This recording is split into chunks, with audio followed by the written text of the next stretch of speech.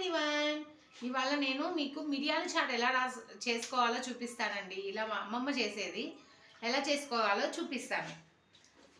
చూడండి ఒకసారి. చింతపండు, ఎండుమిర్చి కొంచెం ఇలా ఒక పావు గంట సేపు నానబెట్టుకోవాలండి. మంచిగా ఇలా నానుతుంది. చూసారు కదా, ఇలా నానిన తర్వాత దీంట్లో మనం టమాటాలు, ఉల్లిపాయలు,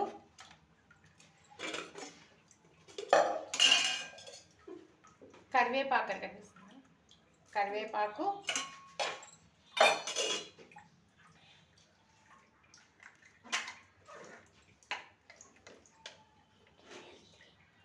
పసుపు,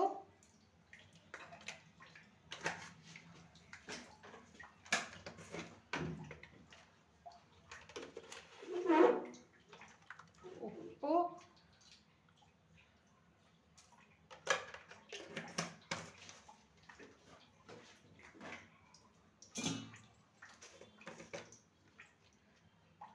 కొంచెం ఒక చిటికెడు కారం అండి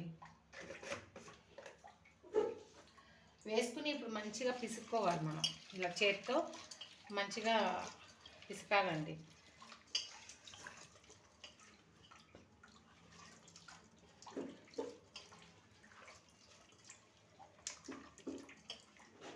చూసారు కదా, ఇలా మనం చక్కగా గుజ్జంతా దీంట్లోకి వచ్చి ఇంగ్రీడియంట్స్ అన్నీ మంచిగా మిక్స్ అయిపోవాలండి.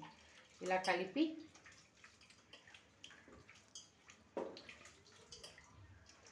చూసారు కదా, ఇలా మెత్తగా కలిపేసేసి పిసికేసి ఇలా చేసిన తర్వాత దీంట్లో మనం కావాల్సిన నీళ్ళు పోసుకోవాలి.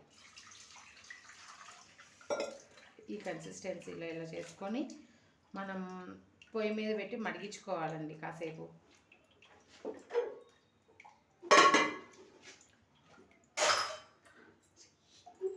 కదండి, ఇప్పుడు రసం మరుగుతున్నాయి. మరుగుతున్న రసంలో ఇలా అల్లం కొంచెం కచ్చాపచ్చాగా దంచుకొని వేసుకోవాలి. అల్లం, this is my secret ingredient అండి, రసం పౌడర్. నేనే హోమ్ మేడ్ తయారు చేశాను. ఈ రసం పొడి కనుక మనం వేసుకుంటే అసలు మన ఇల్లు దాటి పక్కిల్లుకి అవుతుందండి రసం స్మెల్ అనేది. చూసారు కదా, ఇది నేను తయారు చేశాను. ఈ రసం పొడి మనం 1 స్పూన్ తీసుకొని దాంట్లో వేసుకోవాలండి. చూసారు కదా, కొంచెం రసం పొడి మన రసంలో వేసుకోవాలి. రసంలో వేసుకున్న తర్వాత మరిగించేసుకుంటే ఎమ్మి రసం రెడీ. చూసారు కదా, ఇది మిరియాలు. నేను ఆల్రెడీ ఈ రసం పౌడర్లో మిరియాలు వేసుకున్నానండి. చాలా వరకు ఫ్లేవర్ మనకు రావాల్సిన మిరియాల ఫ్లేవర్ కాబట్టి మిరియాలు మళ్ళీ వేశాను నేను.